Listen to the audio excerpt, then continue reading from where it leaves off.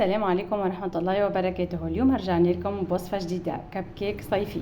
حاجة سهلة ياسر وطريقة مكوناتها بسيطة على الاخر، وتجموا تعملوها لصغيراتكم في هذا الصيف والا اللي يجيكم حد على غفلة.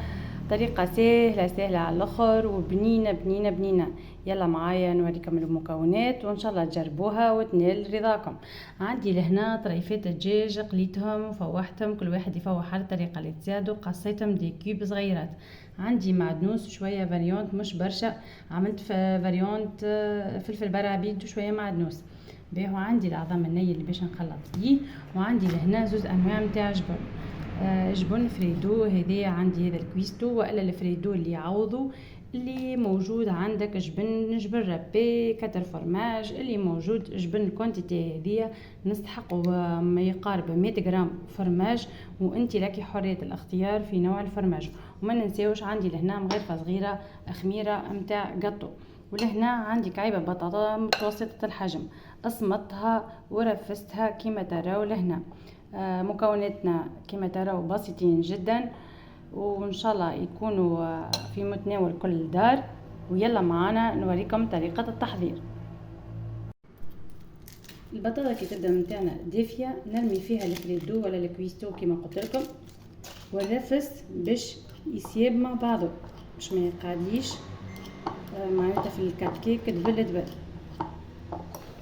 حاولوا ندخلوا البطاطا والفرماج حتى لين يتجانسوا مع بعضهم. كما قلت لكم كل قدير على قدره، اللي يحب الفريدو يعمل، اللي يحب حتى الطوابع الفرماج راهو يصير. ومن بعد نرمي الدجاج نتاعي،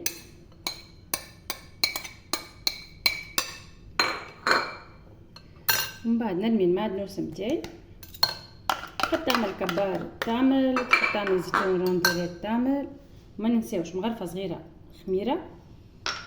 خميرة قطو.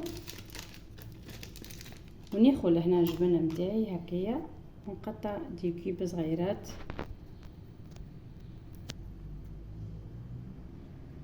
باش يقعدوا لي ظاهرين في وسط الكب كيك.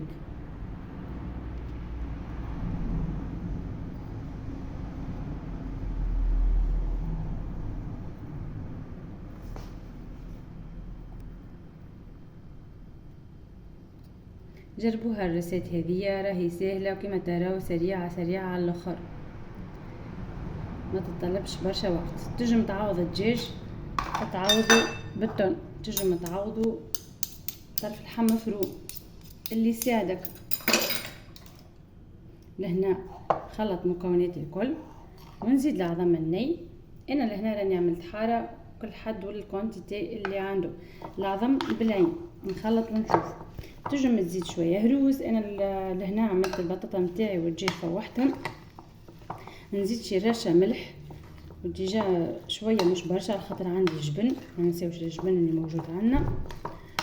وزيد الدجاج نتاعي مفوح ومملح بالكدا، يعني تحب تزيد من غير فهريسه هكا تفنن وتحرر تزيد، واللي عنده صغيرات مش لازم يخلي هكاكا وكهو.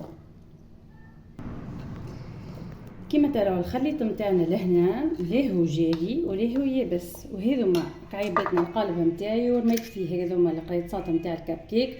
حتى لو كان ما عندكش هذوم تعملهم دوبل كما قلت لكم. لهنا تنجم تعمل حتى زوز قريصات وترميهم ديريكت في البلاتو نتاعك، ومن بعد كي تطيب تنحي القرطاس الثاني ويقعد لك القرطاس اللي فيه الحشو باش تقعد محافظه على الشكل نتاعها. لهنا كما تراو كما الناس الكل تعبيو الكعيبات نتاعكم، ما تعبيوهمش ياسر للفم، جست شويه وبرا على خاطر ما ننساوش عنا الخميره. نعبيو كعيباتنا ومن فوق تحب تزين شويه فلفل برعبيد، شويه كبار، شويه جبن ربي، هكاكا انت والديزاين واللمسه اللي تحب توصلها لصغيراتك. كيما تراو لهنا زينتهم برشا فازات، وانتي اللي تحب تزين زين. هنا زينت هذا شابلير دو مايس يعطي كروستيون بعد كي يطيب مش نورمال في وسطها. وهنا زينت كعيبات فلفل برعبيد عمل زينتها، وهنا زينت بالشوفان. كيما تراو لهنا زينت كعيبات بالشوفان، وهنا زينت بجبن رباد. هذه كعيبات الكب كيك متاعنا، ندخلوهم للفور على درجة حرارة 180 مدة دريجين 4 ساعة، وكل حد كالعادة كما نقولوا كل حد والفور متاعو وكل حد والطمبيراتور متاعو. نطيبوهم ومن بعد نوريكم النتيجة النهائية وش هي طيبة للجميع.